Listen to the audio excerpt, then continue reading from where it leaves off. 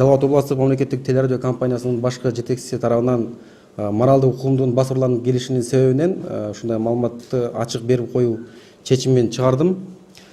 Себеби дегенде бунун башы 2018 жылдын 17 сентябрында башталган. Менин иш бөлмөмө кимдир бирөө кирип, Facebook интернет булагындагы өзүмдүн жеке баракчама кирип, кимдир бирөө менен жазышканымды ак кара түстө кылып принтерден чыгарып, башкы директорго жеткирген. 17 сентябрь күнү түштөн кийин саат 3-төрдө мени жетекчи иш бөлмөсүнө чакырды. Мен менен бирге телеканалдын юристи Чыңгыз Мырзабековду жана ошондой эле ардагер журналистибиз Ырысбек Зулумбековду чакырып, ошол маселени ортого койду.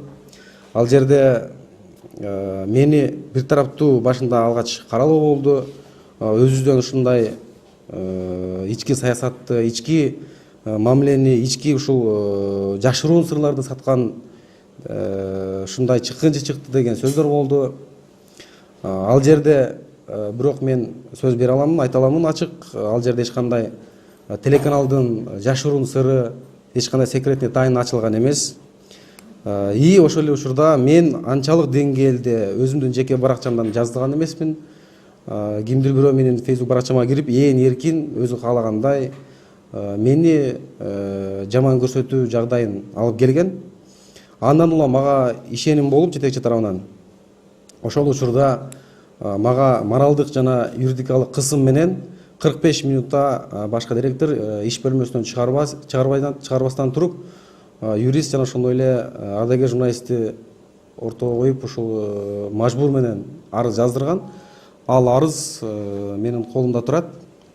Бирок көчүрмөсү бул арызды мажбурлап жаздырган. Себеби дегенде менин арыз жазышыма биздин жетекчилик же болбосо ЖМТРКда чечилбей турган маселе. Анткени дегенде мени телеканалдын башкы директордун орун басарлыгына Кыргыз Республикасынын Маданият, маалымат жана туризм министринин алдындагы массалык коммуникациялар департаментинин башкы директору Бактыгүл Шабдановна Норузбаева гана буйрук чыгарат. И ал 2017 жылдын 1 августунда буйрук чыгарган. Мени кетирсе ошол гана киши кетирет. Бирок кетирүүнүн дагы бир канча себептери болуш керек болчу.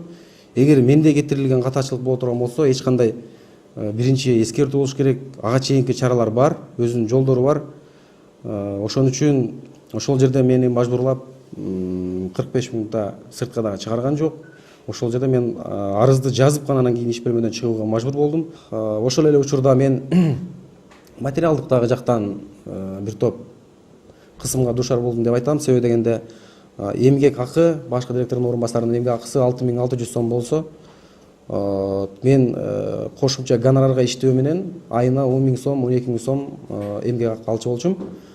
Анын ичинде күнүмдүк программаны, эфирдин программасын, раскадровканы түзүү, эфирлерди көзөмөлдөө, ошону менен катарлаш жумасына 2 жолу 3 жолу жаңылыктардын редактору болгонум үчүн ошол телевидениянын шарты боюнча жазылган статьянын негизиндеги гонорарды алчым да.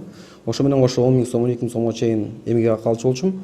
Бирок ал менин милдеттеримди колумдан алып салгандан кийин мен 5300, 5200, 5000 сом айлык алып аттым. Бул менин үй бүлөлүк жашоомо эч кандай жетпейт албетте. Бул айтпаса да бардыгыңыздарга белгилүү. Анткени мен 2018 жылдын аягына чейин бир 10 жылдан бери Батирде жашап келаттым, ижара акы төлөп келаттым. Албетте сиздерге деле белгилүү, 5000ден, 6000 сомдон, 7000 сомдон төлөп жашайбыз. Ага жеткен жок.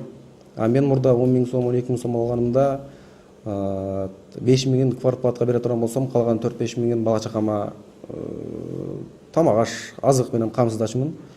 Ошондой аз акы алгандан кийин албетте эми ал калганы түшүнүктүү, жашаш оор албетте. Анан ушуга чейин чындыгында кечиримди сурадым. Албетте экөөбүз тирешип деле катуу айтышкан жокпуз.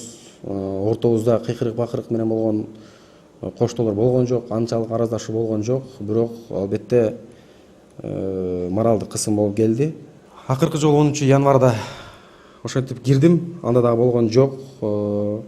Анан мен Кыргыз Республикасынын президенти Сооронбай Жээнбековго, премьер-министр Мухаммедкалый Абылгазиевке жана ошондой эле Маданият, маалымат жана туризм министри Жамангулов Азамат Капаровичке дагы арыз кат жазууга мажбур болдум. Ошону менен катарлаша эле областтын өкүлү Кыянбек Сатыбалдиевке жана ошондой эле прокуратурага арыз жазганга мажбур болдум. Себеби ушул нерсеге бардык да.